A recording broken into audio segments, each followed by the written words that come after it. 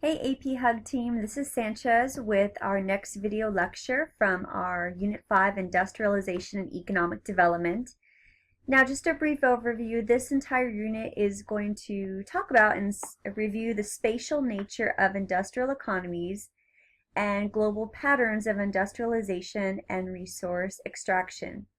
Now that's just a fancy way of talking about how we use resources around the world, natural resources, going back to our human-environmental interaction. The world's industrial regions and major industrial location theories are largely based on human behavior as well as the workings of a market economy. What's happening now in the world's industrial regions is not always the same as what has occurred in the early days of the Industrial Revolution. Now we're going to get to the Industrial Revolution in our next chapter, but today I want to focus our first video lecture just on the idea of development. Now, in the simplest sense, development, we're talking about the process of improving. I did place the textbook definition on this slide to remind us again, development is defined precisely as the process of improving the material condition of people through the growth and diffusion of technology and knowledge. If we look around the world, geographers, we ask ourselves the question, why does it seem that countries seem to be developing faster? Why do some countries appear to be richer? Why do they have access to more resources? So these are huge questions that we can begin analyzing. And one of the things I want to point out right here is a key part of the definition, the process of improving the material condition. That's definitely going to involve the discussion of economic factors, in which this last week we started talking about measuring economic growth. Finally, the last part of the slide to take a look at, I want to point out that as we talk about development and how we measure it in this lecture, I want to point out that everywhere, every country is at some level of development. We just have to look at how we classify them in that scale. Now, as we talk about classification of different countries, what we previously used in our discussions, we've sort of chunked into two different categories. We've talked about MDC, which stands for more developed country, and also LDC, which is less developed country. In other books and other geographers, they're going to have different classifications. We've also seen that sometimes these countries are classified in developed, developing, or least developed country. Another classification, if we go to the United Nations Development Hdi Reports, you can see another one that's becoming very popular nowadays is a classification of 4. Now you can see indicated by the shading right there, we have at the very top the dark blue, which are countries that we classify in very high human development. You can see the United States is part of that classification. We also have kind of a deeper blue, which is high human development, medium development, getting a little bit of lighter shade, and we see low human development, which is featured in that kind of aqua blue. So you can get a sense, and when we visit the website, you can actually go review, see the different countries, and also when we start talking about how we measure, which is their HDI level.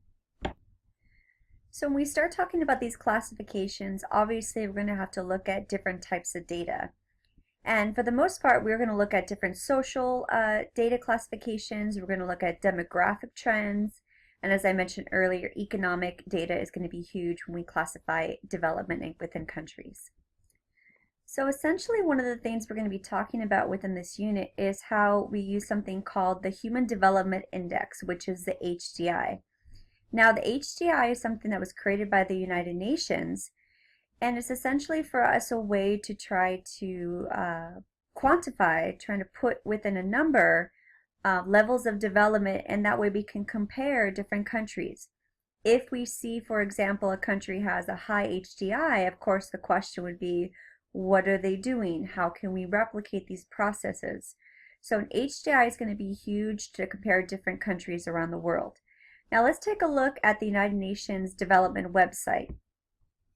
So this is the actual United Nations Development Program HDI report. You can see the Human Development Index and its components. Now we'll be talking about in just a minute the different ways that we arrive at this number, but the highest HDI would be a 1. So you can see in terms of one of the highest countries around the world, the highest HDI, which would be Norway. followed closely by Australia, Switzerland, and you can see the United States falls 8th on the list of HDI development.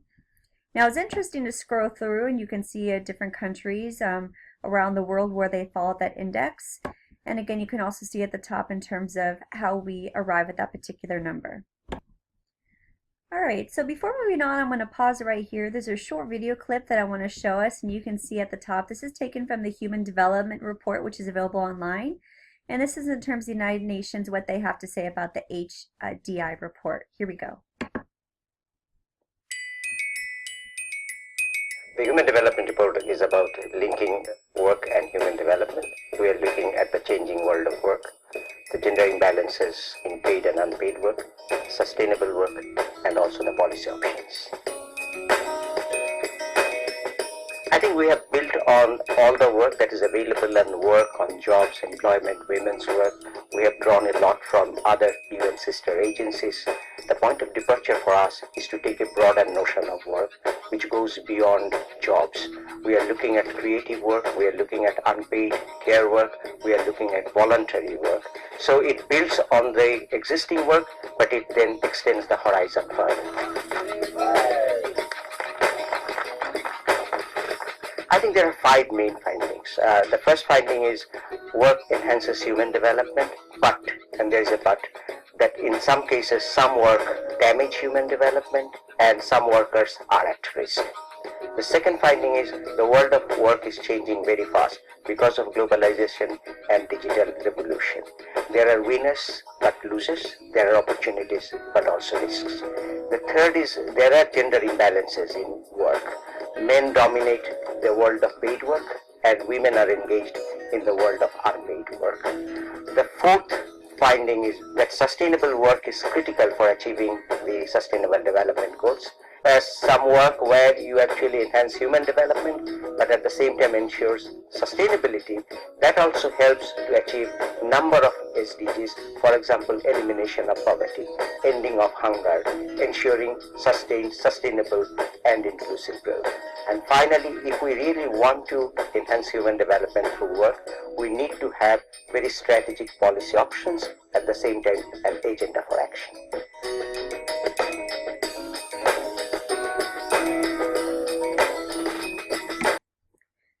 So I encourage you guys to take a look after this video lecture and log on to the UN Human Development site. There's a ton of different resources and reports. But just to go a little more in depth in terms of the HDI index, which we're going to be exploring in your reading, there are four main areas that we take a look at with the HDI. The first one, which would be demographic data, which includes life expectancy. Now, that was something we explored looking at our population unit, looking at the crude birth rate, crude death rate. Another key component will be the average education. Expected years of schooling, which those two will fall into the social category of indicators. And then finally, going back to our economic factors, looking at GNI and how that relates to our discussion of GDP versus GNP. So for our discussion of GDP, we talked about that stands for gross domestic product versus gross national product. The GDP is an approximation of the total value of all the final goods and services produced in a country per year. Remember, final refers to the finished end product to avoid double counting. For example, raw steel sold to General Motors is not counted since the finished automobile is counted in the GDP when sold to a consumer. The GNP, gross national product, is the GDP plus the value of income from abroad, such as earnings from a U.S. company like Intel, which produces silicon chips, Lexi-Lip, and country Hdi Ireland. Now for GNI, that's standing for gross national income. Now it's kind of how much someone is made or how much money a person makes, but really we're getting at how much money that person produces for the economy. So GNI, wealth created by individuals or income per person, really helps us understand in terms of how much people have for extra money. Now that's going to be tied to, again, more money. We tied to a country's higher development. They have access to medicine. They have access to healthcare. They have access to healthier foods and travel and leisure time. So GNI helps us get a better understanding in terms of what's available for people in the discussion of development. A couple of the other things we take a look at, looking at economic factors, we look at something called the PPP. That was also in your reading from last week, which refers to purchasing power parity. Now that's basically meaning how much your money is worth in different countries around the world. Now typically we base it off the dollar at this time because it's one of the international currencies. But also in your reading it talks about the GNI drawbacks. These economic factors and measurements don't necessarily give us the whole picture. And we know a huge component that's not included in these markets is something called the shadow economy or the informal sector. Now we think about this in terms of what we cannot, which is not claimed, for example, illegal activity, drug trade, prostitution, black market. So some of these things that obviously are going on within a country as far as finances isn't measured in a GNI equation. Now another factor in HDI is something called life expectancy.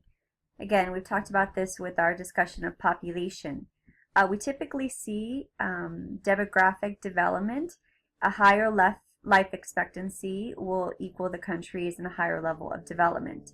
Now that typically has a correlation to greater wealth, greater access to health care, education, and not just, again, education in terms of a college degree, but education to make better choices about health issues.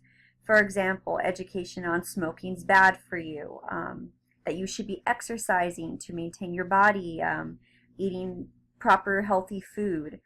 So all of these education factors go into your overall life expectancy.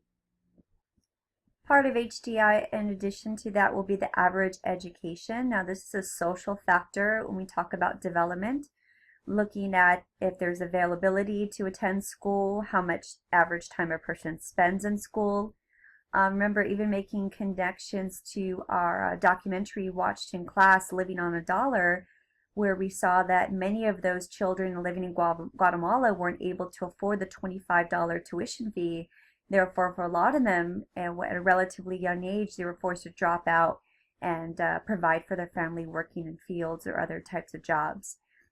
So education is a huge element in terms of talking about how developed a country is and what opportunities are available for the people. Finally, I also want to point out that part of HDI, expected years of schooling is a factor we take a look at, which basically means the number of years you can expect to be in school. Is there college and higher levels of education available? Remember, that will depend on terms of what types of jobs are available in different countries. Education obviously provides greater opportunities for the citizens of the country, education-wise, economic, political. It's going to refer to how literate the citizens are within a society. Education, remember folks, is a ticket to better jobs and higher social statuses. So improved education and extending education is a major goal for many of the LDCs around the world. We'll also be talking about not only for general citizens, but focusing on how that factors into females and the fact that women around the world typically have less years of schooling into factor into the HDI index. And we'll talk about how we measure that differently when we get to GDI and GEM. All right, folks, that was just kind of a brief overview of the first section of key issue number 1. And our next key issue, we'll be looking at where the MDCs and where the LDCs are distributed around the world using the HDI index. So stay tuned, folks. Thanks.